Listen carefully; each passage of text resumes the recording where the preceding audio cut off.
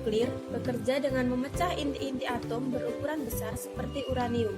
Inilah yang disebut dengan reaksi fisi nuklir. Atom-atom besar bersifat sangat tidak stabil dan dapat dipecah dengan menembakkan neutron. Atom tersebut akan terpecah menjadi atom-atom yang lebih kecil dan sejumlah neutron. Jika kita mengukur massa atom awal dan massa total atom produk setelah fusi, maka akan muncul ketidaksesuaian. Tampaknya ada massa yang hilang. Persamaan Einstein yang terkenal menunjukkan bahwa sejumlah kecil massa yang hilang tersebut diubah menjadi sejumlah besar energi panas.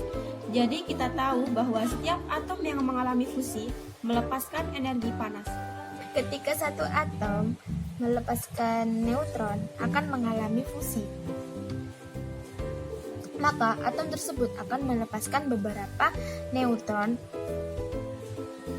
Energi yang membuat atom lain juga mengalami fusi dan melepaskan lebih banyak neutron lagi yang akan memicu atom lain melakukan fusi. Ini yang kita sebut dengan reaksi berantai.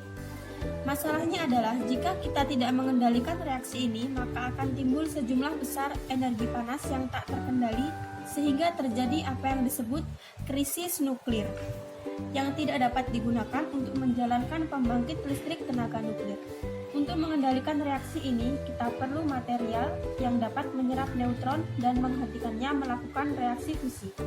Di dalam sebuah reaktor nuklir, tugas ini dapat dilakukan oleh batang kendali. Ketika diturunkan, batang kendali itu menghentikan laju reaksi. Batang kendali ini dibuat dan diposisikan untuk memastikan dapat terjatuh ke dalam bahan bakar ketika kasus darurat mirip dengan sakit. Selama operasi normal, batang kendali akan naik dan turun sesuai daya keluaran yang dihasilkan. Semakin rendah posisi batang kendali, maka laju reaksi semakin rendah, yang berarti daya lebih kecil. Dan semakin tinggi posisi batang kendali, semakin tinggi pula laju reaksi, yang berarti lebih besar daya keluaran.